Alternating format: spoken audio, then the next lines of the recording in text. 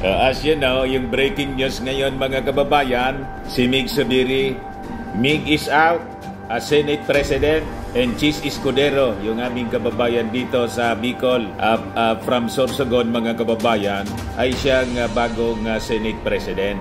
Bigla na lang niya, Mr. Maravillas. Several days ago, may mga lumalabas ng alingas-ngas tungkol sa possible Senate leadership change. At ito na nga po mga kababayan. Sabi rito sa balita, Zubiri quits as Senate President.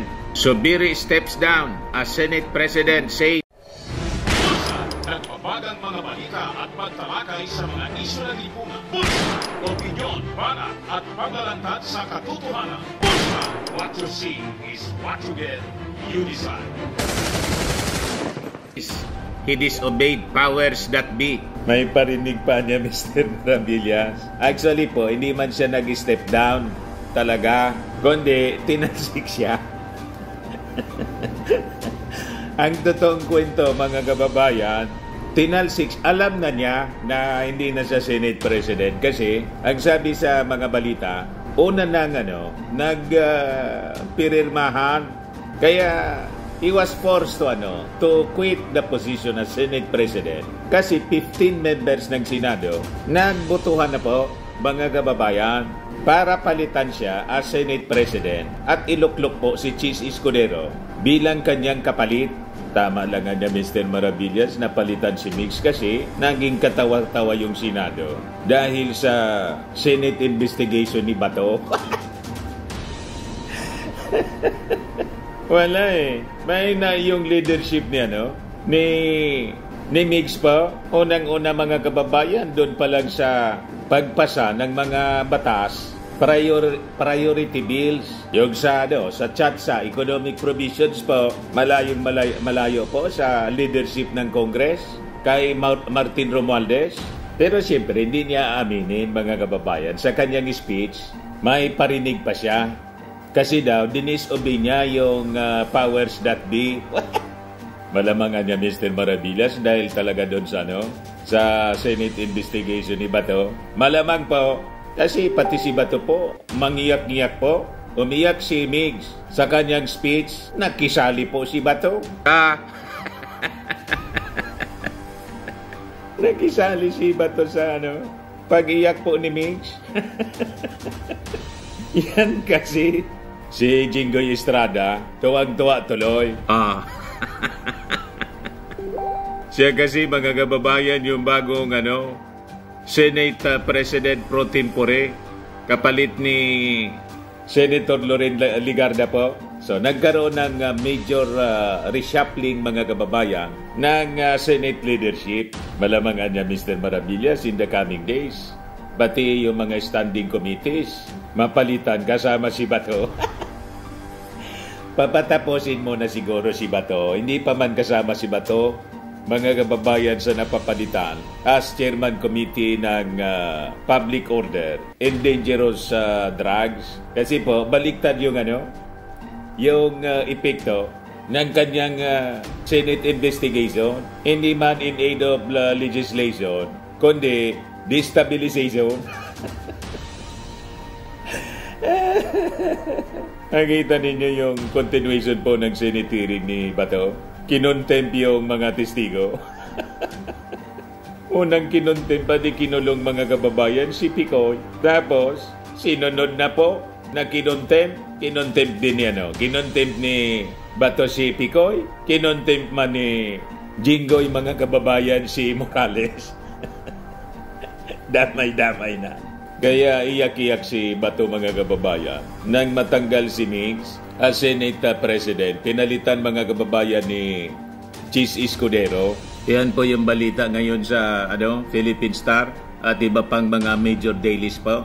Sabi dyan, Senate President Juan Miguel Zubiri stepped down from his post ending his 2-year term due to what he implied was dissatisfaction with him for breaking ranks. I failed to follow instructions from the powers that be. Simple as that. Sabi po ni Zubiri sa kanyang privilege speech. Sino niya, Mr. Maravillas, yung sinasabing the powers that be? Of course, patama sa ating Pangulong. BBM. BBM.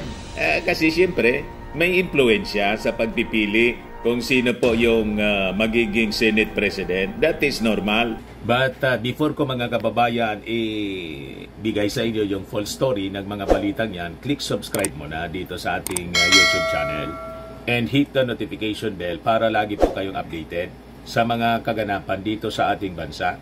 Like and share na rin po ninyo ng ating video at huwag na rin po ninyo na skip yung ating mga commercial ads para tuloy-tuloy lang ang pag-unlad ng bagong Pilipinas. Sa mga naganap ng malinis and spacious fitness gym, pumunta na lang po kayo sa aming Colossal Fitness Gym. We also offer Grab car rental with our brand new 2023 model ng Toyota Innova. We also accept booking for those who are planning to travel via PAL, Cebu Pacific, and other airline companies, local and international, and Meralco Bills, Aleco Bills, PLDT, etc. Ang Colossal Fitness Gym is located at 3rd floor Security Bank Building, Lanco Business Park, Legazpi City, Albay. For inquiries, look for Gilon Maravillas. Contact number 0966-802-0949. Lagi na pong matao sa amin. Na-set up na rin yung aming mga bagong gym equipments. May treadmill na rin po kami. Ito naman po yung bago naming product na binibenta online. Eye Glow Serum, whitening po siya. Tingnan ninyo yung epekto sa aking anak na architect before and now. Yung mga inquiries po ninyo, dumiretso na lang kayo sa kanyang Facebook account, Riz Maravillas. Ito naman po, Firmax Firming and Lifting Cream, pinapahid po sa mga pulses and affected area. Mainam po siya sa mga pains, mga paninigas na mga kaso-kasuan. Pinapahid-pahid lang po siya sa mga pulses. Ito naman po, Automax Radiant Serum. Sa mukha naman yung application. Anti-aging po siya. You will look 10 years younger than your age. Sa mga cancer patients naman po, baka lang gusto ninyo itong itry. Ning siya Red Mix Fruit Drink. Hindi man po siya gamot, food supplement siya. Kaya lang, gawa siya mga kababayan sa goji berry. Yung goji berry may anti-cancer properties. Yung mga inquiries po ninyo, dumiretso na lang kayo sa aming messenger sa Facebook para masagot namin agad. Ayos pa? Ayos na ayos niya, Mr. Maravillas.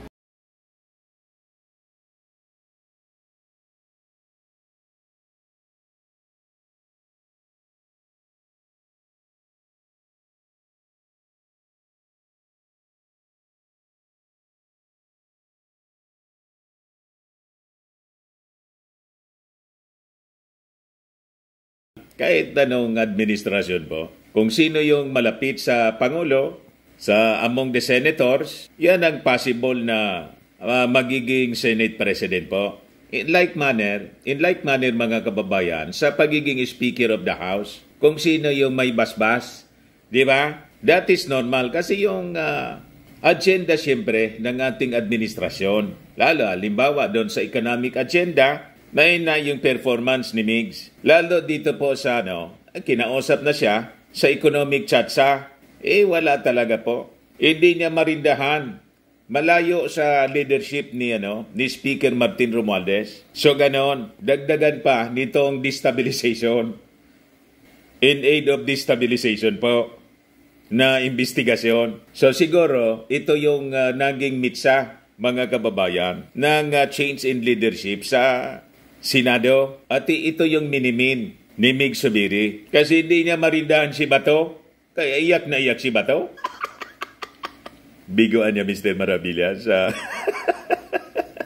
Yan kasi hindi lang kasi magtrabaho ng matino para sa pagpaunlad ng ating bansa kung ano-anong mga agenda. Yan ang inabot ninyo. So sabi ni Migs, I fought anya the good fight. And I've ruffled some feathers in doing so. Then so be it. Ngayon, kasunod mga kababayan ng pag-resign ni Migs at pag-ascend sa pagiging Senate President ni Senator Chis Escudero ay yung change in committee, yung mga major committees ay hindi po committee kundi yung mga positions, leadership positions tulad ng Senate President Pro Tempore, Senate Majority Leader, yung sa Finance, sunod-sunod na nag-resign para mga kababayan mabigyan ng free hand yung bagong presidente ng Senado sa pagpipili kung sino yung gusto niya. So ito mga kababayan yung parte ng speech. Mahaba yung speech ni Migs. Yung portion lang po, yung last part na, pakinggan po natin. As Senate President, I look back on these 2 years with immense pride over what the Senate has accomplished and stood for under my leadership. We have been bold and courageous as a Senate, unafraid to call out injustice where we see it, whether in our sovereign seas or within our own government. We have been fair-minded and truth-driven in the Senate, despite the politics that often surrounds us. We have been a compassionate Senate, listening to and acting on our people's call for decent jobs, equitable wages, and accessible health care. Since na sa We likod. have been a staunchly independent Senate. Let me say that again. We have been a staunchly independent Senate, holding strong against all threats against our institution and against very threats to the very foundation of the democracy in which our nation is built. Indeed, these 2 years, I have come to realize that being Senate President is not only about leading the troops, but also putting oneself on the line. If that's what it takes to protect. And so I have put myself on the line to shield the Senate from all attacks, particularly from efforts to diminish the powers of this institution as the country's last bastion of democracy. In January, we fought against the dreaded People's Initiative, which would have destroyed this very institution I'm standing here right now. God knows what I had to do to defend the Senate. Throughout all this, I could count on each and every one of our colleagues, both from the majority and the minority, whose wisdom and cooperation helps shape the identity of the Senate for this post-pandemic age. But I want to thank my leadership and those who stayed beside me. Ma'am Lauren, my Senate President Pro Tem, thank you very much for your loyalty and wisdom. I know many times temptations have been called to you, but you've been steadfast. Maraming salamat, ma'am. True test of character. Maraming salamat. Malapit nang To my umiyak dear si Migs. Majority Floor Leader, pare, thank you for your hard work and isa ka sa pinakamasipag nating Majority Floor Leader. Pare, thank you for your friendship till the very end. I love you. You know that. Mahal kita. I will always cherish your support. To Sunny, possibly the best finance chair this institution has ever had, I thank you, sir. I thank you. You know, your father was like a father to me. And I'm happy to call you my brother, sir. Senator JV, what can I say? Your loyalty, your friendship and hard work, which you helped steer many important measures in this institution. Sir, I'm proud to call you my friend. Nancy,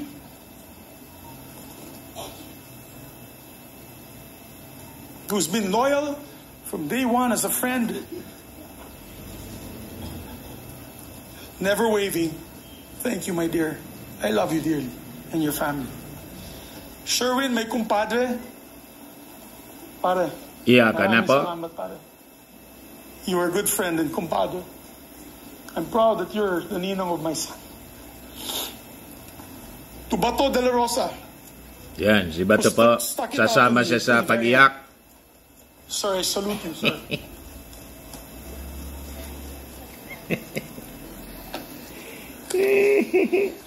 To the others, my dear friends, my heart is broken. I am proud to have led a Senate that's been resolute in protecting our institution, our democracy, and our people. Being an independent leader, I gave way for each member of the Senate also to be independent and to come to decisions through collaboration rather than direction. Dumalo I have yung never sipon dictated po my niya, no? position on any of you. You know that. Ni I've Mig? always supported you, Biglang which is probably sinipon po. why I faced my demise today. I failed to follow instructions from the powers that be. Simple as that. I've listened to all my colleagues throughout my Senate presidency. And again, I listened to them today. As we head into a new period for the Senate, I fought the good fight.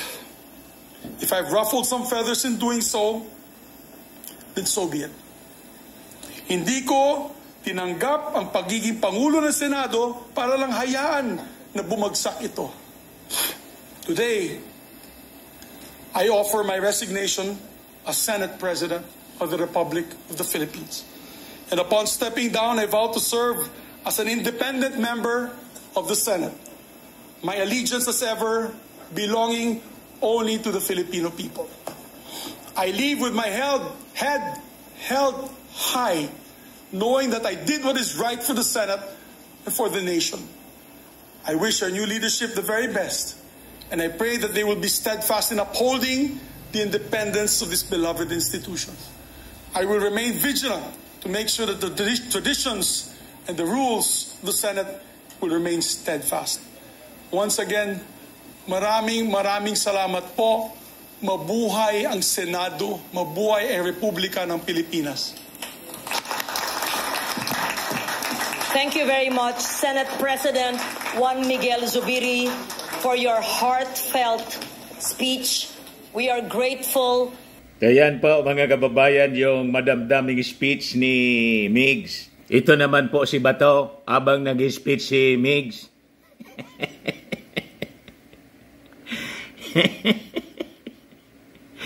Mangiyak-iyak po. Grabing iyak po ni Bato. Gigawan niya Mr. Maravillas. Yan kasi. O diba? So ito na po yung pag-ascend, pagpasumpa kay Senate President, bagong Senate President Chis Escudero. Ayan po. Ang temporary presiding officer po, si Loren, Senate President pro tempore kasi siya.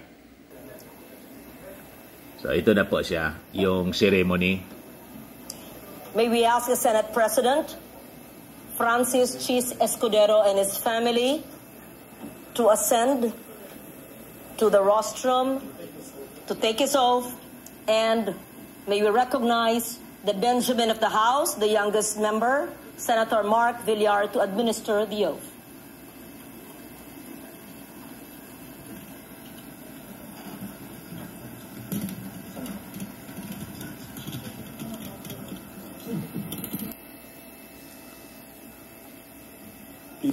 Please raise your right hand and repeat after me.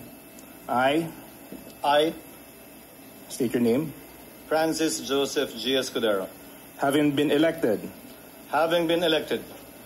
President of the Senate, do hereby solemnly swear that I will well and faithfully discharge to the best of my ability hereby solemnly swear that I will well and faithfully discharge to the best of my ability the duties of my present position and of all others I may hereafter hold under the Republic of the Philippines. Witness si the duties Hart, of my Evangelista. present position and of all others I may hereafter hold under the Republic of the Philippines. That I will support and defend the Constitution of the Philippines.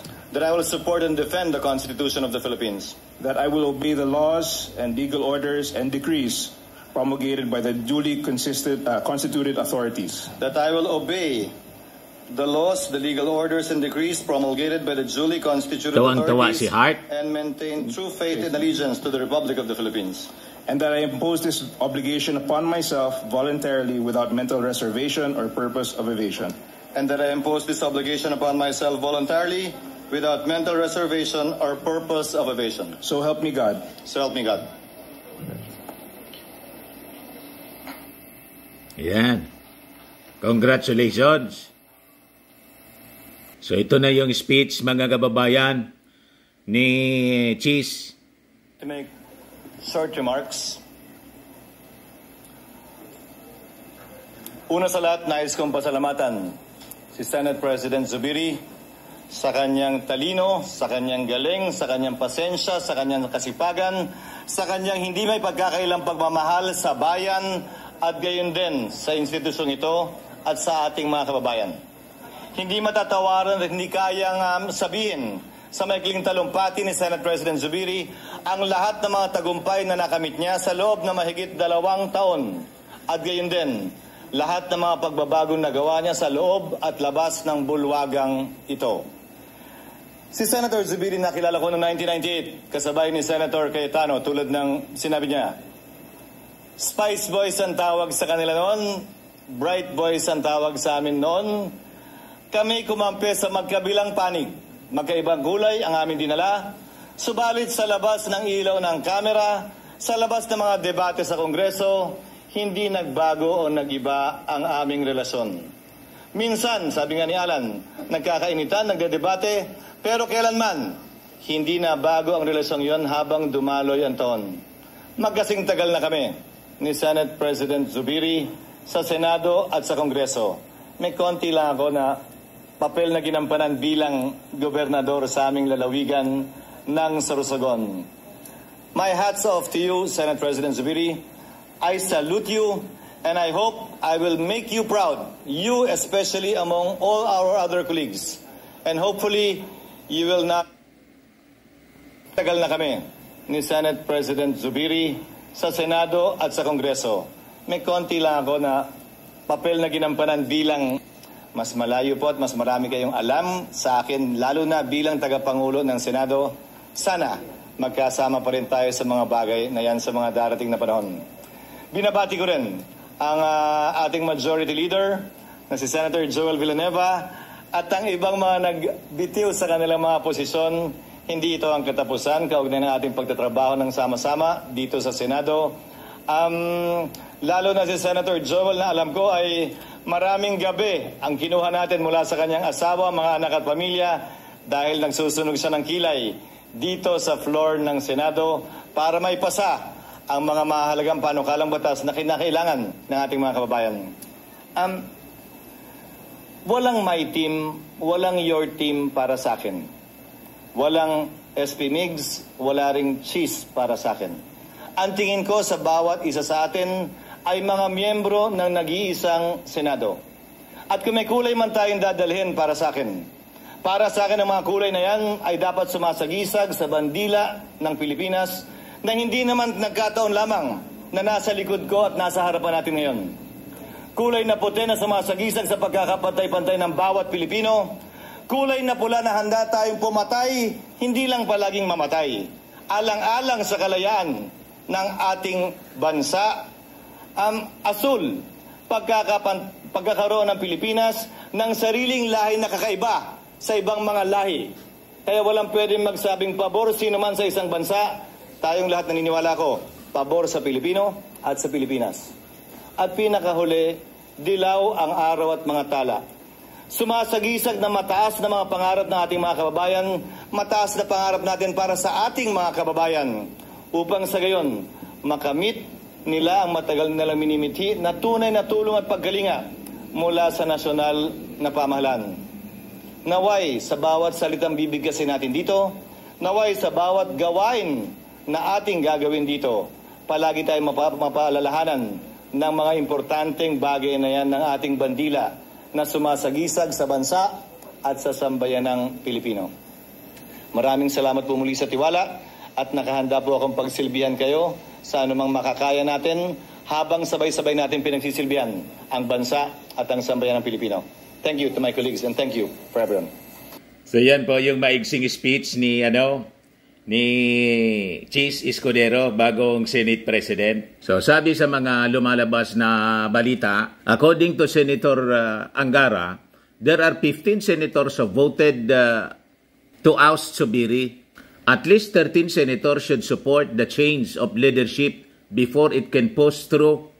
Escudero and Senator Alan Peter Cayetano met with Zubiri concerning this development. The possible oust of Zubiri is allegedly due to his failure now to call off the ongoing investigation of the Senate Committee on Public Order and Dangerous Drugs on the alleged leak of the confidential documents from the Philippine Drug Enforcement Agency or PDEA that links President Ferdinand Marcos Jr. and veteran actress Maricel Soriano, among others, to illegal drug use back in 2012.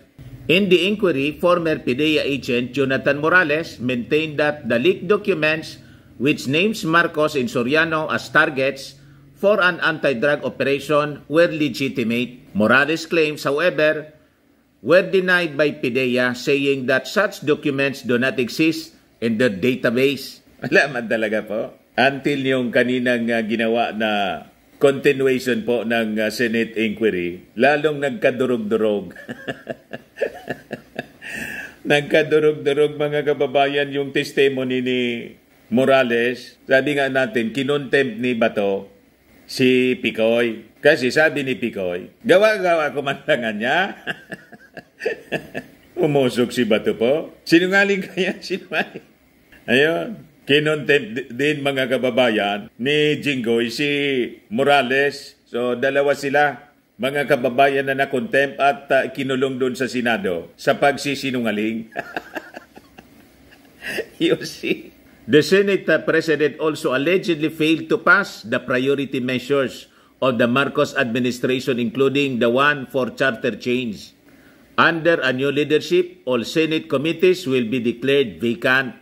So ano yan tingin mo, Mr. Maravillas? Ano talaga yung rason bakit na puwersa na mag-resign at pinalitan si Migs? Yun na po ang sabi. Malamang itong nabanggit mga kababayan na mga rason na kumalat sa social media. Yun man talaga po. Kasi kitang-kita na mahina yung leadership po ni Migs. Sabi nga natin, malayo sa leadership ni Martin Romualdez. At yung Senado po, yung performance po sa pagpasa ng mga priority bills, dismal. Lalo pa dito sa investigation po ng Senado sa PDEA leaks, baseless po. Sayang ng sayang ng oras at pera ng bayan. Nandun si Senate, si Senator Chis Escudero, sinupla na nga ng sinupla, mga kababayan yung mga pinagsasabi ni Morales, kasi nagdidemand mga kababayan si Morales ng original, hindi man niya original, hindi pa nire-recognize po yung document na certified true copy, pero yung kanyang Xerox copy po, na hindi man nga certified, naniniwala siya. Kaya sabi ni Chis Escudero po, yung basean niya ng investigasyon nito, Xerox nga eh. Ito ay certified eh. Certified true copy, ayaw mong i-recognize. Pero yung basis ng lahat ng investigasyon na to, Xerox. Nagamit lang po sa politika in aid of destabilization, hindi man legislation. Ayan tuloy ang sinapit ninyo. So, ano niya, Mr. Maravillas, ang mangyayari? With this change of leadership, tingnan natin kung maayos na po yung patakbo ng Senado. Kasi naging kahiya-iya. Laughing stock, mga kababayan. Naging katawa-tawa. Baka mapabilis po ang passage ng mga priority bills ng ating administrasyong bongbong po. Tama? Ayan man lang po mga kababayan. Ako po si Dante Maravillas. Bye-bye. God bless.